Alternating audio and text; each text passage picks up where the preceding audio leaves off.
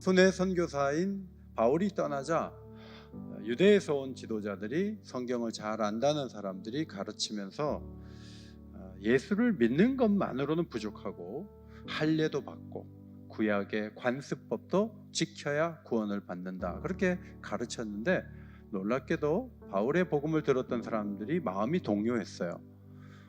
내가 분명히 그렇게 말하지 않았는데, 그런 복음을 전한 적이 없는데 다른 조건들을 갖다 붙이니까 거기에 마음이 흔들리다니 유감이라는 거죠. 사도가 전한 복음은 복음의 뿌리가 사람이 아니라 하나님이라는 사실이 강조되고 있습니다. 사도 바울은 독특하게 어떤 사람을 통해서 사도로 임명받은 게 아니다라고 강조하고 있어요.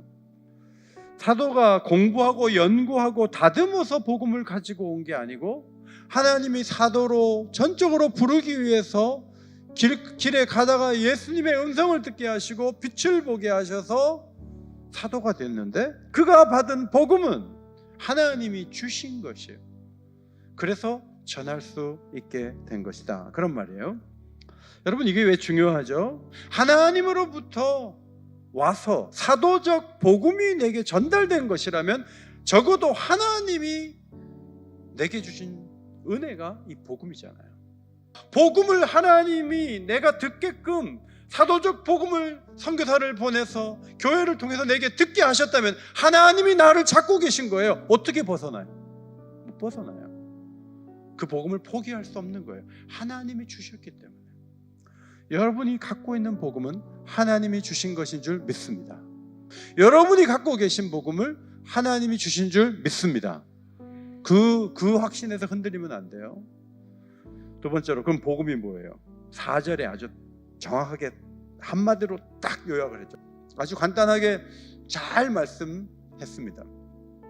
첫째로, 우리를 건지시려고, 복음의 첫 번째 특징, 우리를 건지신다, 이 표현이에요. 건지시려고 예수님이 오신 거예요. 예수님은 우리에게 가르쳐만 주려고 오신 게 아니에요. 우리가 깨닫고 우리가 행동할 때 그때 구원이 오는 게 아니고, 예수님이 건져주셔서 우리가 구원을 받는 거예요. 믿으십니까? 매우 중요한 가르침이죠. 건져주신다.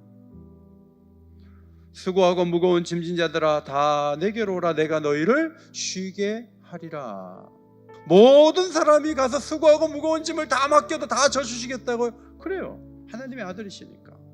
예수님은 100명이든 1000명이든 다 받아주시고 건질 수 있는 하나님의 아들이신 줄 믿습니다. 그런 분으로 이 세상에 오셔서 다 건져주신단 말이죠.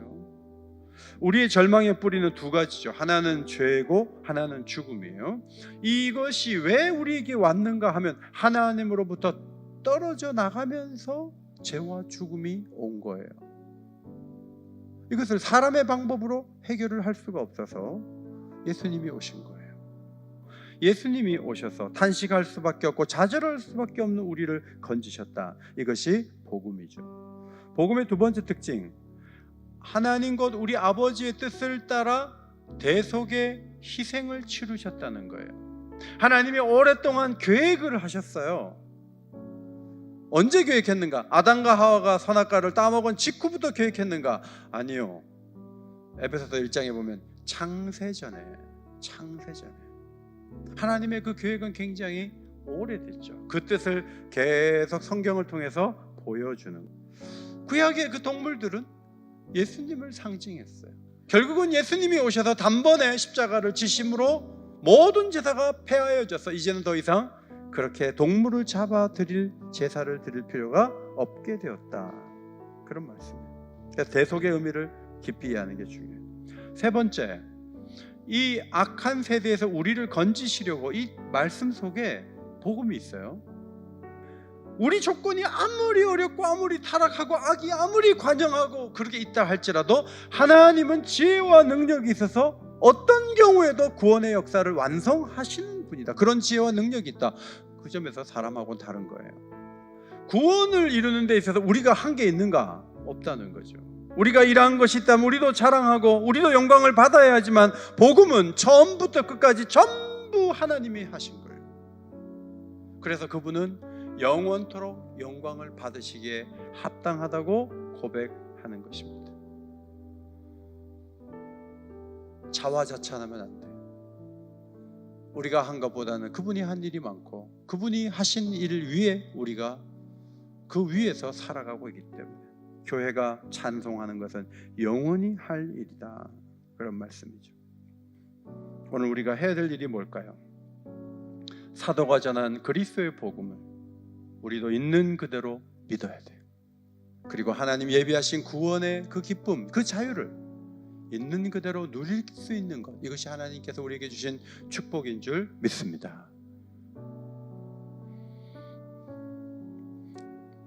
예수님의 복음, 사도가 전한 복음, 사도적 교회, 이 갈라디아서를 묵상하고 함께 나누면서 다시 한번 복음을 붙드는 가운데 생기가 일어나고 힘을 얻고 소망이 발견되는 빛 가운데로 걸어가는 믿음의 가족들이 되시기를 예수의 이름으로 축원합니다.